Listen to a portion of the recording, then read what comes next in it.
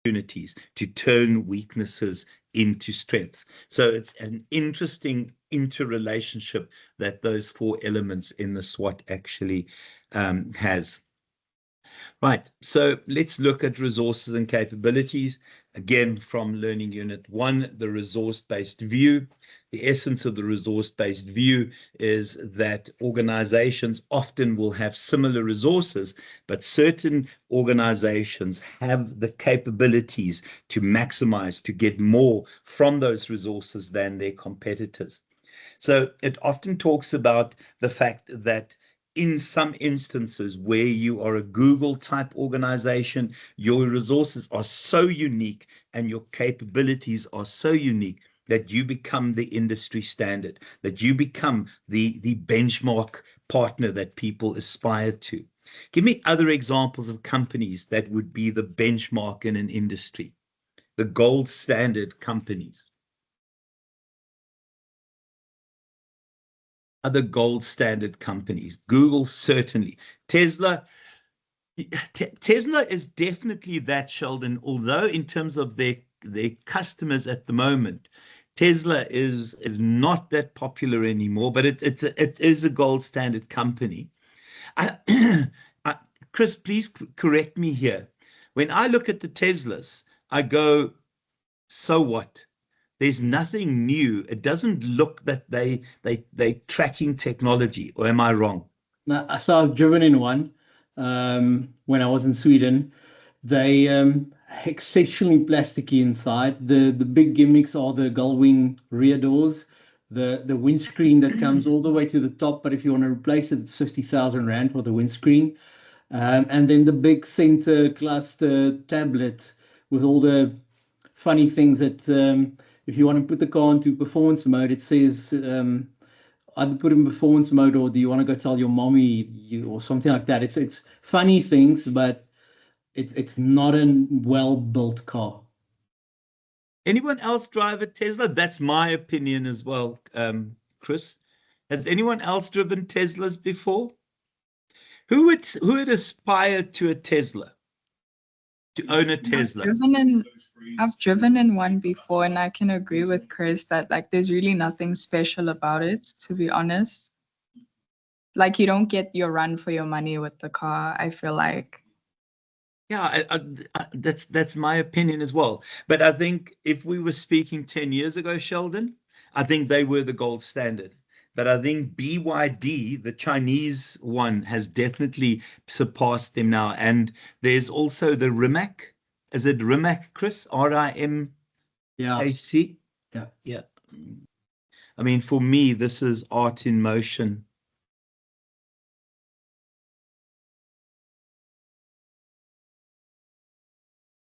I don't know if it's going to now open. Okay. Yeah, it is the Rimac. That has definitely surpassed, definitely surpassed what I think Tesla is delivering. Okay, yeah, that's it. To me, that's poetry. That's art in motion. Anyone aspired to one of these guys who could see themselves in one of those? Take my money. Take my house. Okay. Other gold standard companies? I think Apple has to be there. I think Samsung has to be there. And I think this is where you see that magic combination of unique resources, of unique capabilities, allowing this organization to create magic. I think some of the other things is that you often have resource immobility.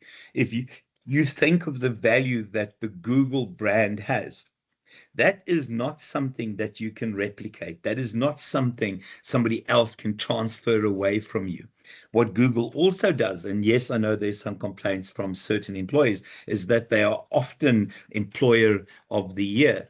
And they have the ability to attract wonderfully skilled individuals and retain those individuals. So sometimes organizations have highly, highly competent individuals that become immobile because they are so locked into the ways an organization does things. So in terms of the essence of the resource-based view, the key there is that your resources determine your strategic direction. Now, not organizations, all organizations can get away with that. So sometimes for organizations, they have to do the outside-in approach. Remember, this is the basis of the inside-out approach. But it does give you a sense for your strategic direction. And it's often the kind of organization that's capable of creating products that customers go, I don't know that I actually needed this, but now that I've got it, I actually cannot do without it. So it's almost impressing people to buy things they never knew they had a need for. I don't know if that makes sense. And then in terms of what that resources do, it gums the basis of your profit. Can I also just say this is linked to the previous definition of strategic long-term profit, which was to be the most profitable organization in the industry. We know that that has changed now to wealth creation for your stakeholders. So we have to realize that this is a slightly dated model and it belongs to a different time when being the most profitable organization in an industry meant you had the greatest competitive advantage. In terms of how you get profitability, first of all, you find the right industry. So you need to hit the sweet spot between the organization and what that industry will accept. Because you can't say the wants of the industry, it is what it will accept. Because often you create without knowing whether the customers would be interested. And then the ability of that organization to create that competitive advantage, but also to sustain it. And I think there's several things, though, that we must understand.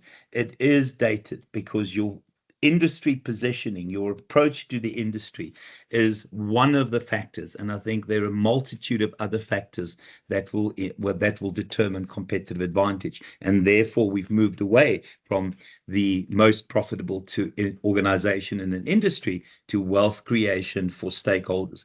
Remember, guys, we would have spoken about this in the first learning unit. And as I said, this ties in with what we did in the first learning unit. Yeah, just not a new concept, because we also have seen this before. The concept of the VRIO framework, and it talks about valuable resources and capabilities. And these often protect an organization against entire environmental threats. And whether those are environmental threats from competitors or whether from governments, from legislation, from potential changes in their technology, a valuable resource or a valuable capability has this unique ability to secure your future. Think of Google's algorithm. Google's algorithm is certainly something that is very, very valuable. Google's organizational culture is very, very valuable. And it's rare. Google has the ability to attract rare skills and competencies. I mean, if you look at the number of high-end IT positions that are vacant globally, you will realize how tough it is for Google to keep attracting the cream of the crop. And then also resources and capabilities that you cannot imitate. Now we have to realize that this will again change this model, because AI is now allowing us to imitate many resources. I saw an article recently where you can now have an AI that will become your computer programmer, that will become your computer engineer. So we must understand that this model and these assumptions will change into the future. Guys, and then lastly, these are organizations that have the capabilities to maximize what they can get out of those resources. Guys, if you had to look at your own organization, who fits the bill in terms of the VRIO framework? Where they work, where the resources are unique and valuable and rare and cannot be imitated. It's tough in this environment to sustain that. So Varsity College, guys, if we had to rate Varsity College, what valuable resources do they have? Somebody must type my name there for 25% at least. Varsity College can be replicated and can be duplicated, guys. It's not that difficult, and we've seen competitors start doing the same thing. And I'm not speaking to anyone in this class because no one's typed my name yet in terms of a valuable resource. Guys, please glance at the case example. Right, so let's look at what makes a resource valuable. I think the first one, a valuable resource, is something that allows the organization to impress customers better. It is something that you offer that will cause a customer to turn left to come to your organization and not the other way to another organization. Kelly, you're a business owner. What makes your resources valuable? Why do your customers come to you? So I know that we had that whole discussion about being orange. Yeah, But your the product customers that I don't go away use, orange. the product that I use, it's really like it's not orange at all. So obviously the lasting time as well of the tan, the shade, um, and then obviously my services as well. I tend to be very accommodating to a lot of clients. So I can sometimes do home tans, which clients prefer, then they don't have to come to the salon directly. So just those few things That that, is such a nice example, Kelly. Very, very thank cool you, sir. example. Where do you operate? From home, Yeah, I have my which salon city? from home in Port Elizabeth. Okay, guys, so Port Elizabeth, please start supporting. Anyone here from Port Elizabeth? That's the problem with these There is classes. one, sir. Who is it? He's Ivan? raising his hand. Why haven't you supported her yet? No, I don't do dance. Oh boy, I'm going to take 25% away, so your choice. I'll support for 50%. I'll give you 50% extra. Okay, guys, anyone else want to share what makes their company special? Like just from my side, I know it's difficult to differentiate a lot of cars, except if it's a Lamborghini and a Fiat. That's massively different. But for us, one thing that no one can do is in terms of safety. Yep. We literally own the safety market. There's no cars that come close to us. Not even, just to give you an idea, the X3 has got a 5-star in-cab safety rating, but it passed at, I think, 74%. The XC60, Jeez. which is its competitor, is 98% in-cab safety rating. It's just nowhere near. It's an interesting one because why is it not making customers realize that it meets their needs better? Yeah, Do you that's the think we're thing. just too stupid to realize that our car is unsafe? I didn't say that. Well, I did. But yeah, if you just watch a lot of crash tests, your eyes will open up. Oh yeah, no, I'm well aware of the in-cap ratings. Yeah. It's crazy. They when they do those tests where they drive the car underneath a truck, the Volvo stops immediately. The truck just hits just above the windscreen, and the car stops dead. Where the X3 or the BMW, the car goes almost completely towards underneath the truck and it to the back seats. So even the person in the back seat will die or get decapitated. Yeah. It's interesting, and often it's stuff that people don't pay attention to. Anyone else want to tell us what makes their company special? So basically, my company, it's kind of still in development, but basically we offer digital memorial pages for like your loved ones who have passed away. Very cool. Yeah, thank you.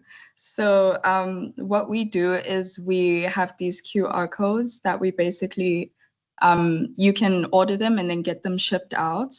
And then you can stick them on like a gravestone or, wherever you want so that you can access the profile of the loved one. So We haven't seen many like companies doing that in South Africa. First time I've heard of it, and Shira, this is very cool. I'll Really? stick with it. Yeah, stick with it. Anyone Yeah. else want to comment on that, Kelly? That is a really cool concept. I've seen a few like Thank you. TikTok videos about it, and it's so cool, but it's obviously not in South Africa. So the fact Yeah. that you guys are bringing it here is just insane. It's such a special thing to have. You know, Yeah. it's like photos and videos of the person or of the person in the family, and it's such a sweet concept.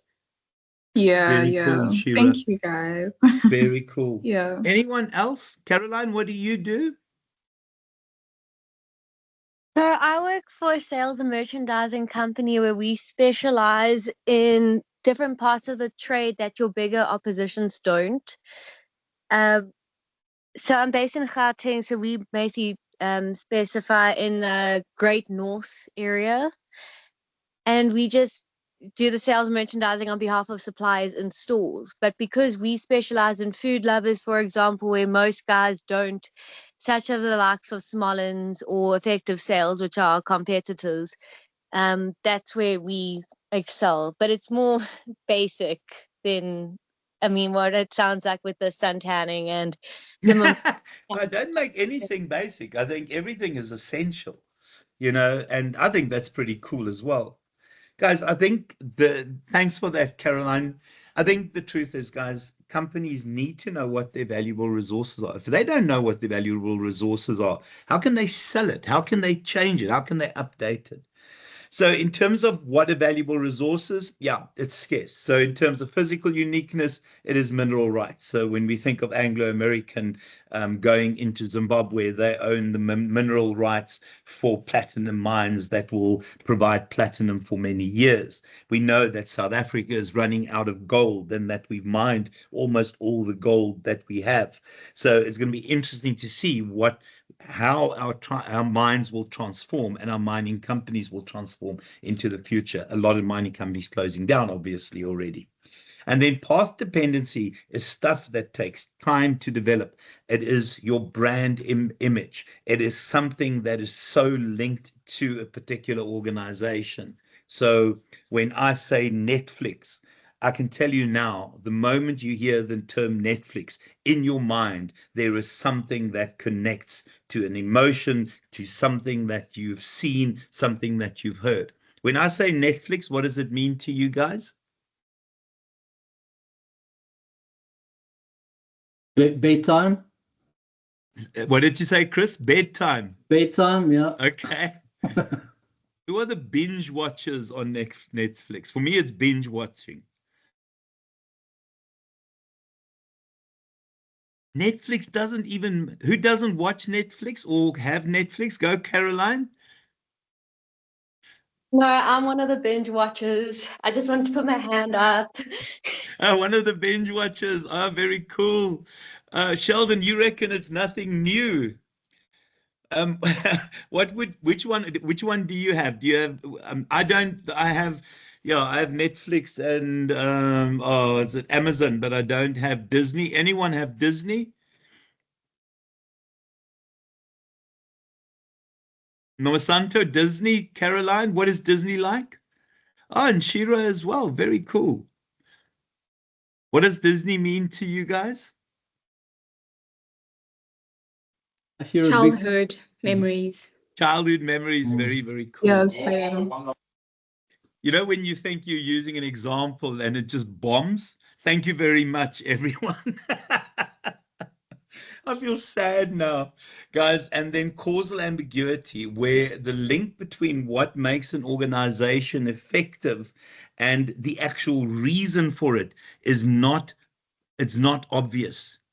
We can't put our finger on it. Our competitors can't figure out why this organization still survives. Give me examples of that, of organizations when you look at them, you think, how the hell are they still around? How have those people survived? Now, I don't say Eskom and post office because we know what bailouts are, etc. But how are certain companies around, not around? And these are popular companies. Why are they still around? So could you classify SAA into this?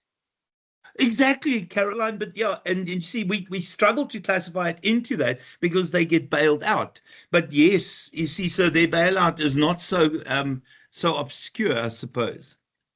But for me, I have to ask, why the hell are they still around? But they not something that is too great. Anyone have a company in mind that they go, why have they survived? Pick and Pay? Pick and Pay, yeah. I mean, why are they still around? What makes Checkers or ShopRite so special?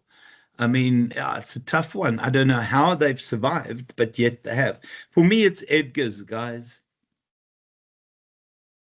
How has Edgar's survived? It nearly went under a number of times. At some point, they couldn't pay their suppliers. How are they still around? What makes them so special that people still go buy at Edgar's? Who's here still buys at Edgar's? Kelly. Oh gosh, often Kelly. Chris as It's well. me as well, so No, I no, like definitely not. No. just some of the things that they have. I don't know. They hit different. They hit. Oh, there's a tagline for them. We hit different. Okay, guys, and then economic deterrence. Yeah, often there are negative market factors that other companies cannot simply survive, simply cannot survive, and yet these companies do. Guys, and I think the second one is remembering those key success factors. Now, in the previous learning unit, we spoke about the non-negotiables that you have to have the boxes ticked in order to actually survive in a particular industry. So every industry, and we spoke about this last week, I'm not going to go through it, has those non-negotiables. And these companies tick those boxes incredibly well.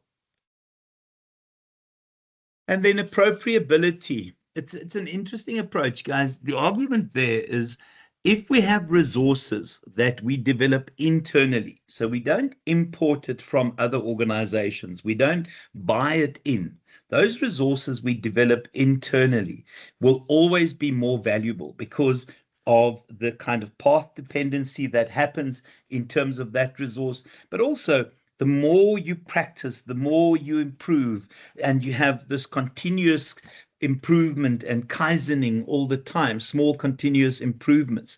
These are often resources that are more valuable than those that you bring into the organization.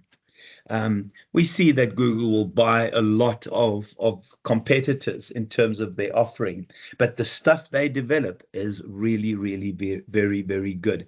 So it talks about the idea, where is the term, I don't know if it's here yet, economic rent. Well, maybe we'll get to it in a second. So yeah, it is the ability to capture rent from this. And rent is where this particular resource actually starts paying you back significantly. And the way we protect these internally developed things, we register our intellectual capital, we register our patents. Remember, we looked at the companies that registered the most patents last year. And remember, at the top of the pile was Samsung, and I think LG was second. A number of those kind of South Korean competitors were there. The second one is that these are things that allow you to attract the cream of the crop. These are employees that come into the organization, and essentially often employees will join as a consequence of your way of doing things. And then embeddedness. I think if you start developing employee skills internally and you align those skills with your systems and your procedures, those employees become very valuable to the organization, but will be less valuable to a company that don't have the same policy, systems, procedures, culture, etc. And then the last one is the ability to maximize what you can get out of those resources. Please do me a favor. In the first learning unit, I asked you guys to watch the video clip on the Googleplex, the Googleplex, obviously Google's head office. Please watch that if you haven't watched it, if you want to see this stuff in action in real life. Guys, and then just sustainability. I think here it is about making sure that a resource stays yours and creates value in over an extended period of time. So when it comes to sustainable competitive advantage, the first one is that it has to be scarce, it has to be durable. And you can see the kinds of things that contribute to sustainability. Geographic immobility, mineral deposits. So we know that Namibia has found additional oil along the west coast, and that I don't know if it's Shell that's drilling for it, I'm not sure, but that becomes a significant resource in terms of sustainability. And then also imperfect information. So whenever you write the software for something, the software is written in such a way that your competitors can never reverse engineer it. And then obviously resource complementarity is if you build PlayStation 5s, you get other people who will write games in terms of the PlayStation 5 platform. And if you can have those kinds of games updated and the new games updated and new ones that are launched on your platform, you will be valuable for a long time. And then lastly, I think resource dependence, where in your organization, resources are linked together in such a unique way that it gives you an advantage. So when we think of what Google offers in terms of YouTube, in terms of their search engine, in terms of Android, I think that becomes this magic package that will constantly give it a long-term advantage. And then also something that cannot be imitated by your competitors. And then lastly, exploitability. I think here we try and get the maximum out of our resources. I think the first one, concentrating resources, is where we have the selective application of resources. I don't know if anyone remembers, and you guys are so incredibly young that this might not resonate with you. So I'll try and use this example, but it's possibly going to backfire on me as if some of my other examples have. But I don't know if anyone had seen Independence Day, the first one, the movie with Will Smith. It looked like this. Independence Day. Anyone remember Independence Day?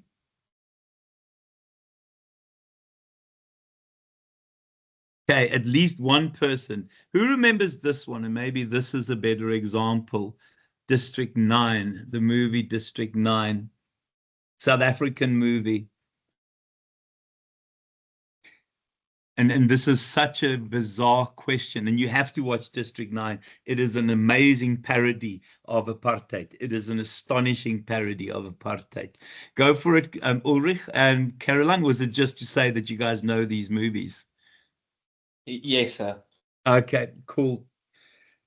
What makes District 9 and Independence Day and what they have in common is how little those movies were made for and how much they grossed. And what they did is, in terms of District 9, and remember it was a South African director with South African actors, and it's Neil Blomkamp, I think. I can't remember anymore who it was. I think it's Neil Blomkamp. Yeah, there he is, Blomkamp, the director.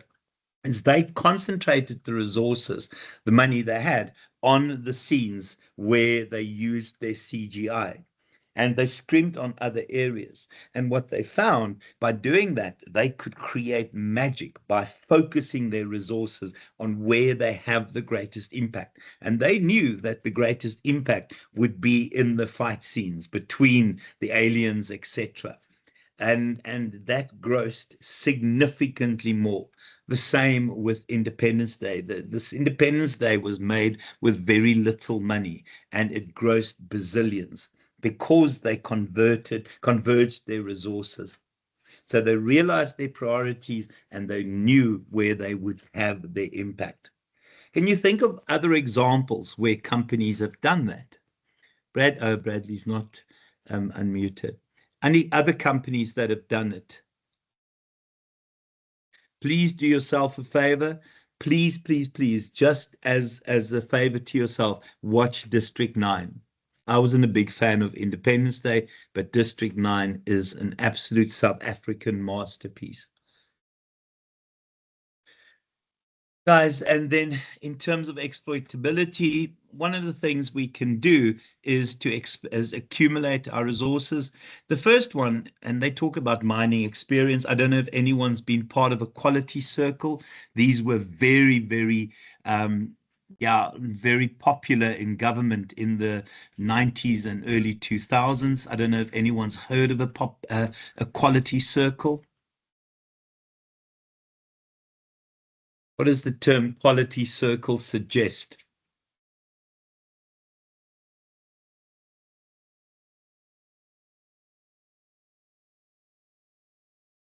Yeah, a quality circle is a group of employees that normally get together on a weekly or bi-weekly basis where they make improvement suggestions. So in terms of the experience that they have, the essence of a quality circle is that people would feed on other people's suggestions to come up in a way to improve efficiencies, to improve quality.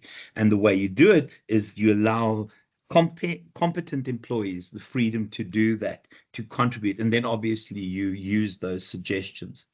Other way to do it is through strategic alliances. Toyota could not have launched the 86 if they didn't have the Subaru engine. They needed the Boxster engine from the Subaru. And then, yeah, complementing resources. Again, the idea of having these complementary resources and capabilities. Again, if you think of your phone, if the phone didn't have apps, you would have a phone. I mean, it's the apps that allow you to get as much out of your phone as you do. And then conserving resources. And you can see here, it's about recycling, and it's also about collaborating with other companies to share production lines, to share technologies, because you cannot track those on your own. Okay, guys, I'm going to stop there. Any questions, any comments?